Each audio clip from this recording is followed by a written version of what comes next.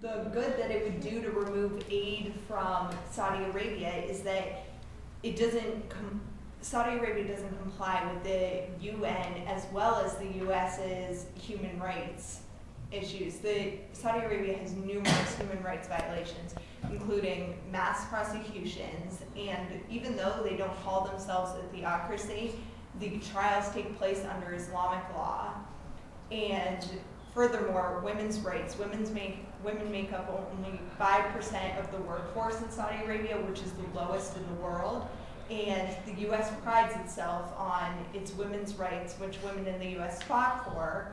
And women can also not testify in courts, and the reasons are that the government has given is that women do not participate in public life, so they will not be capable of understanding what they observe.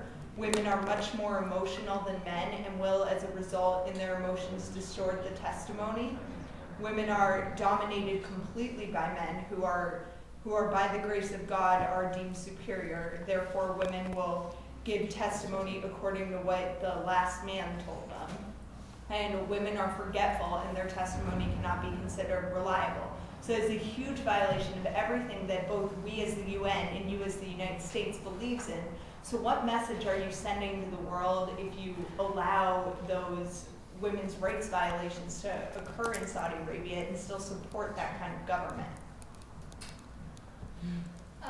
Well, first of all, I think the message you're sending to the world, like what part of the world are you talking about? You're talking about Europe, you're talking about Canada.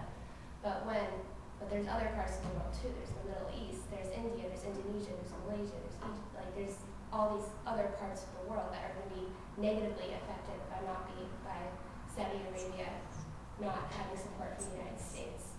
And also we have elected a woman official to our government. And those are just our religious beliefs. We're not going to change our religious beliefs in order to, make the rest of the world happy. There's a bunch of other places out there in the world that have this. The U.S. may not agree with, but they still support the military. Well, we have very differing ideals from you, and although our the way we practice things may be differently, we ultimately may believe the same things. It may seem blasphemy from you that women are not necessarily afforded the same rights as men in America, and you may say this is a human rights violation, you want to cut off all connection to us. But in America, there are some things that are going on that we find blasphemous. In some states recently, gays have been allowed to marry. Gays were allowed to marry. To us Saudis, to our particular culture, this is out of this world. So Americans and people, Muslims in the Middle East, comes from very different backgrounds, share very different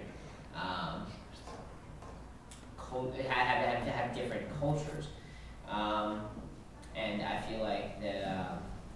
Yes, ultimately we can learn to share and accept each other, accept each other's differences, because there are some things that you do that we do not agree with, and vice versa.